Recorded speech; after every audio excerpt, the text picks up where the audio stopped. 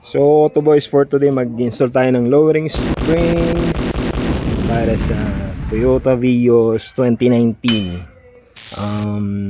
He's using Advanced Leba, pang mayamang gulong to 205 50 R16s, CE 28 mags. Ayan, saktong 4 yung front, sakto, medyo maluwag pa nga.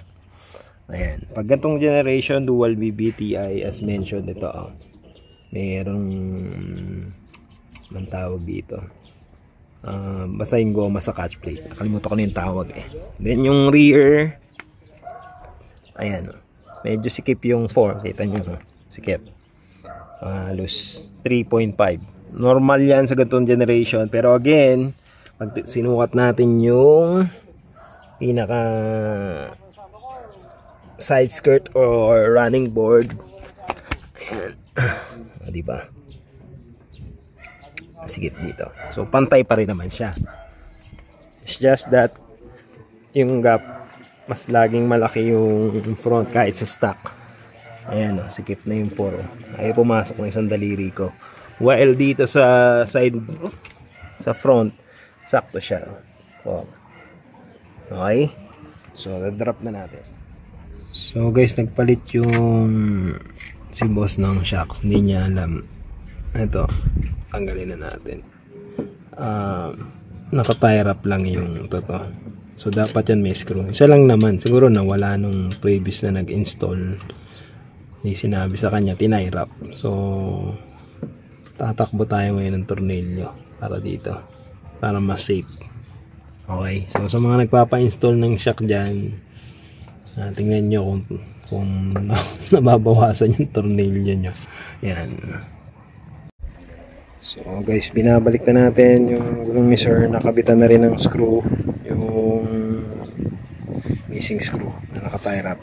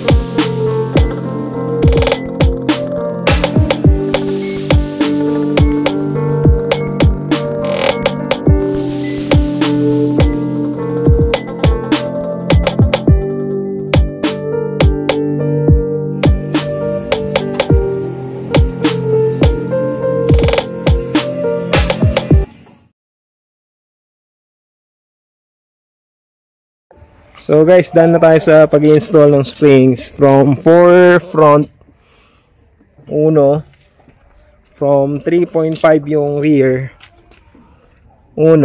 So ganyan pagka puro bago kasi yung shock ni sir. So pag piece of advice lang, pag nagpapalit ng shocks, mas maganda sabay-sabay para yung tindig maganda din. Ayan, 1,